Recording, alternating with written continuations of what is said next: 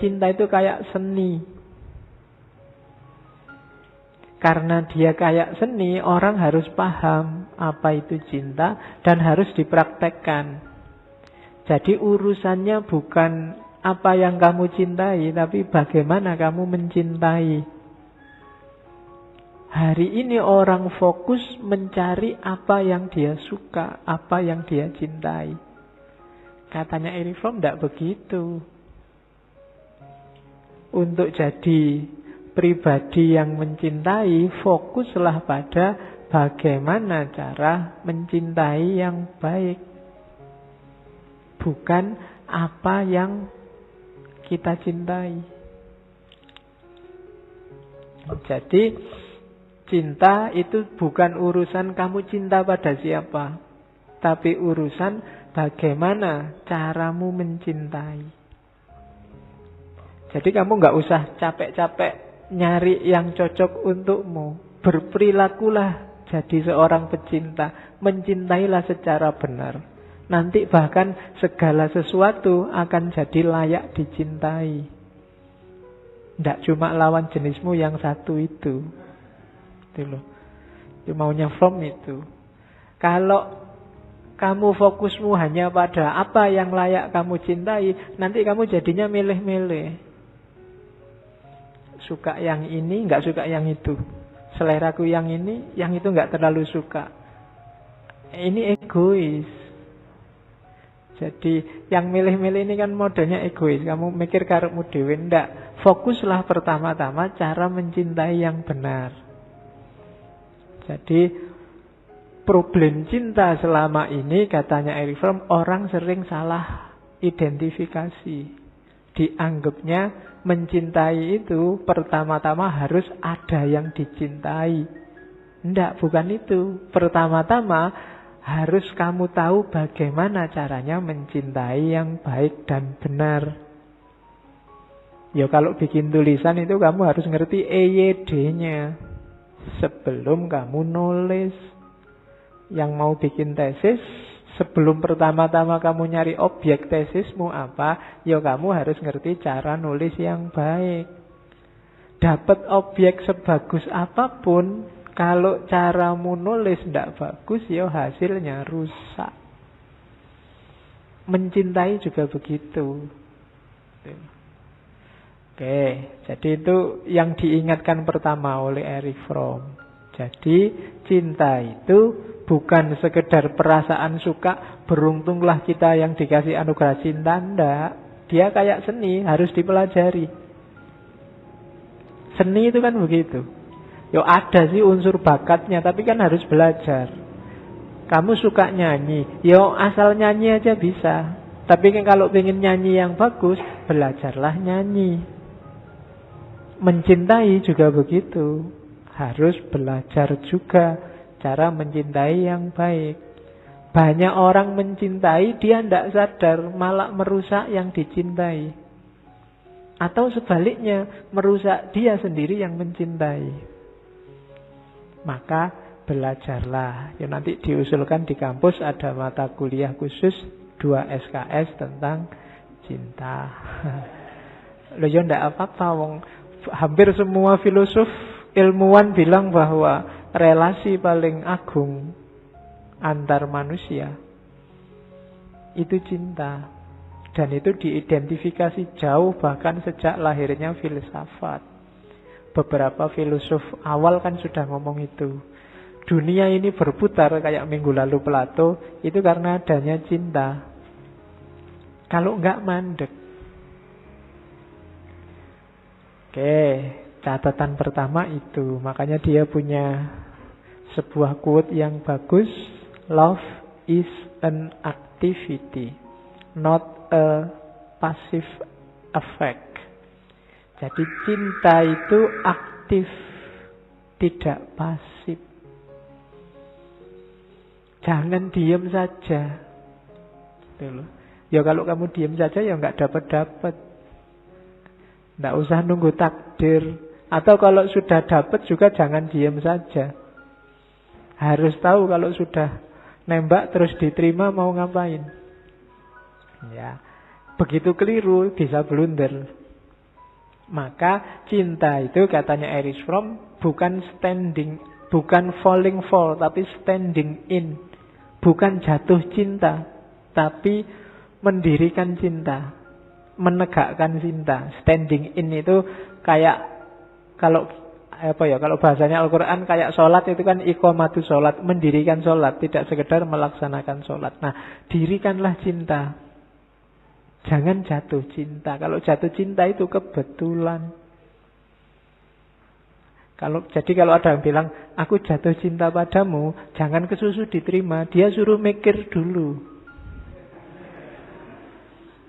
Karena kalau dia ngomong dia jatuh cinta, itu berarti tiba-tiba saja dia suka. Itu belum dipikir. Harus dipikir dulu sampai standing in. Apa ya ini cinta beneran?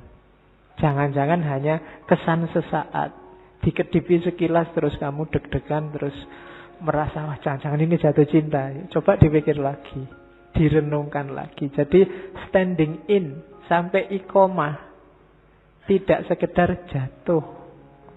Nah, jadi kalau kamu ditembak, aku jatuh cinta padamu, cintanya bagus, jatuhnya yang jelek.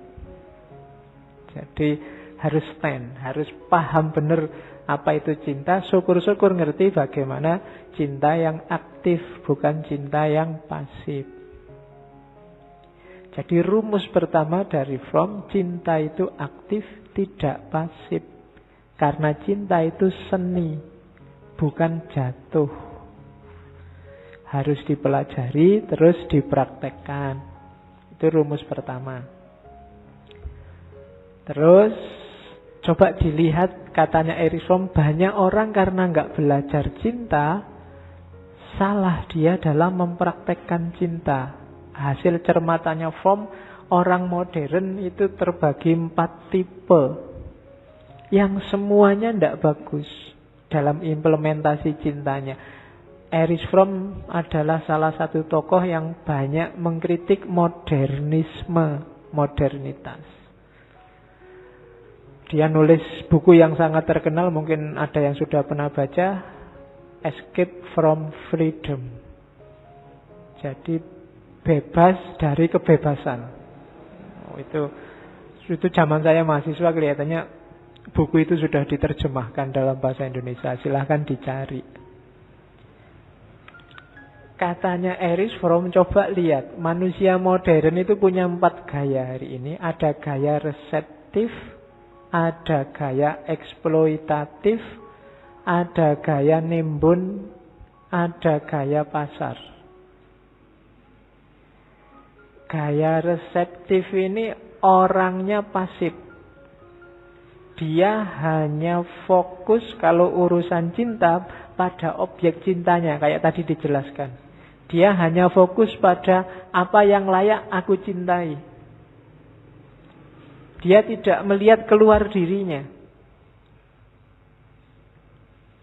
Pokoknya fokusnya dia, begitu keluar, lihat mana ya yang tak cintai, mana ya yang pantas tak sukai, masjid mana ya yang enak untuk aku sukai, takmir mana yang bagus untuk aku dekat.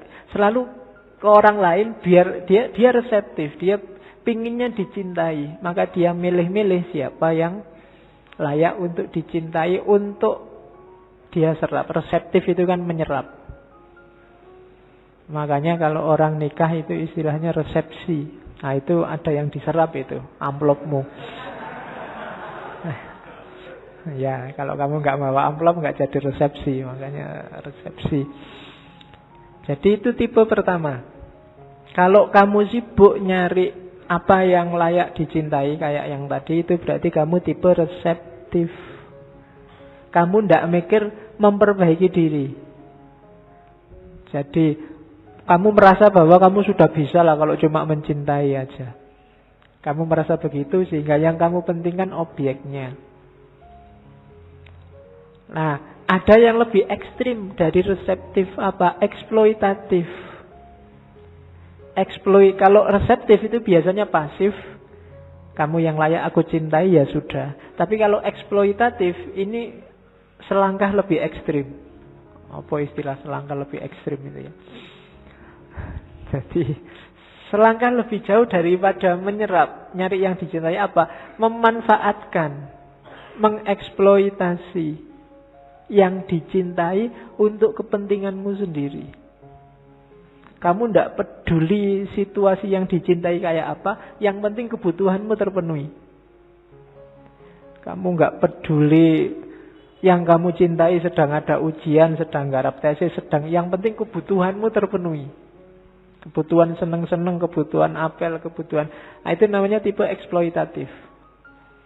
Mumpung sekarang sedang garap tesis, carilah pacar yang pinter nulis, metodologinya bagus, dekat sama dosennya, aman sudah. Kamu tidak usah capek-capek mikir, pacarmu suruh garap. Itu eksploitatif namanya. Kamu nyari yang bisa kamu manfaatkan.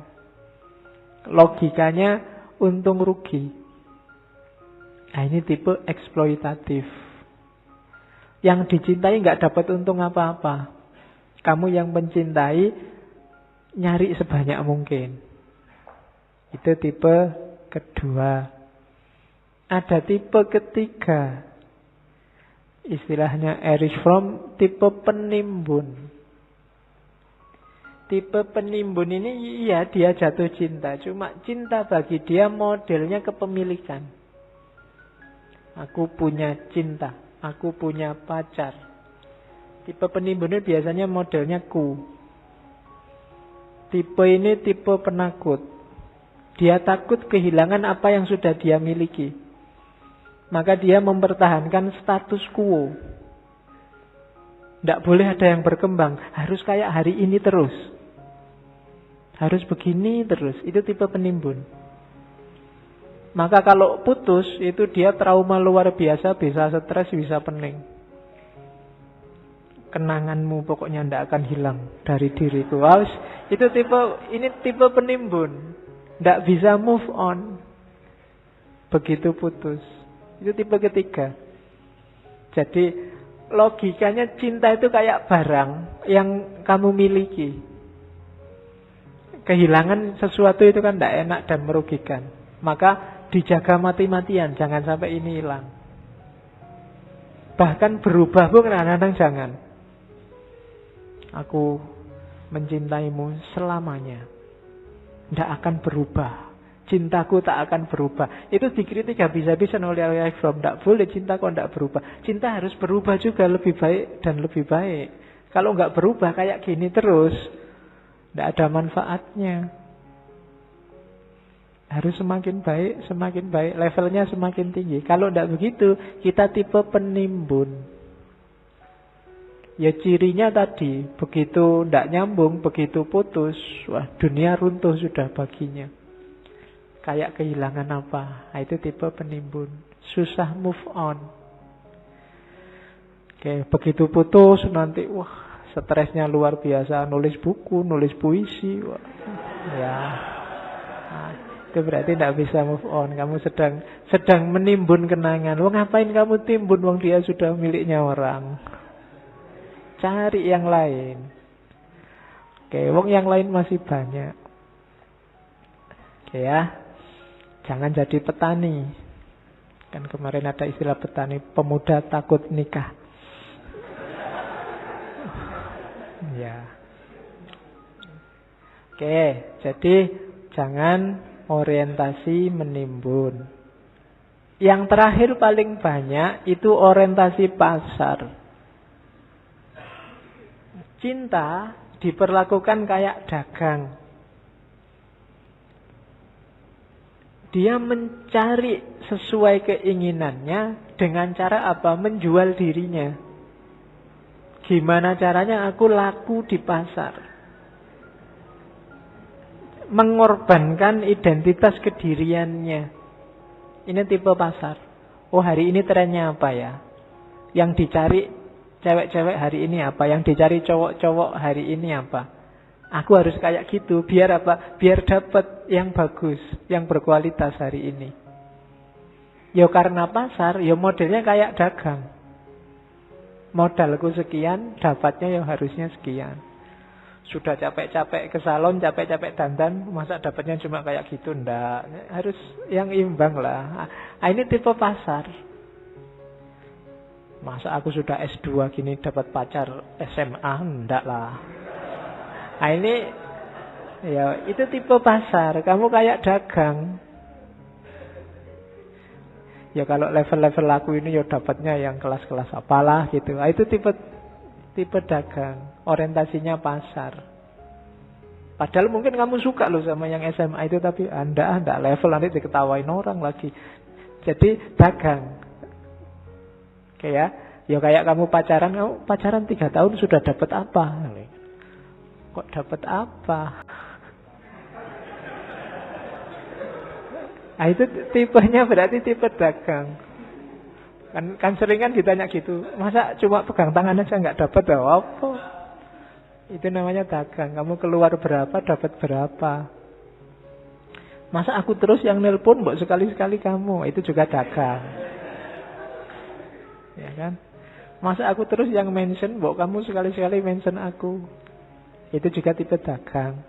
Masa aku terus yang bayari traktiran, mbok sekali-sekali kamu. Ya enggak punya duit ya gimana lagi.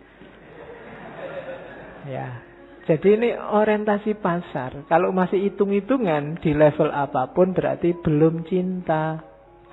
Masih dagang, masih negosiasi. Masih kamu menjual dirimu untuk dapat yang lebih bagus, lebih baik. Orang dagang itu kan nyari yang lebih menguntungkan. Nyari yang lebih prospek, nyari yang lebih bagus dari modal yang kamu keluarkan. Ini juga belum cinta. Cuma manusia modern banyak yang kayak gini. Jadi ada tipe reseptif, ada tipe eksploitatif, ada tipe penimbun, ada tipe pasar. Nah, dirimu tipe yang mana silahkan dilihat. Kalau kamu merasa ada di salah satu dari 4 itu, ayo belajar lagi seni mencintai yang benar. Nah itu dari situ nanti Erich Fromm nulis The Art of Loving. Awas, keliru. Begitu kamu salah orientasi, salah gaya mencintai, cinta yang semula luar biasa tadi, yang sangat mulia dan agung tadi, akan berbalik 180 derajat jadi sumber kesusahanmu. Jadi sumber kesumpekanmu. Kalau kamu punya pacar kok isinya sumpek terus, gegeran terus, pasti ada yang salah di antara kalian. Coba dicek lagi. Tiap hari kalau jauh, I miss you, begitu ketemu kok gegeran. Itu ada yang salah pasti. Pasti ada hitung-hitungan atau ada resepsi di situ, ada eksploitasi, ada timbun menimbun di situ.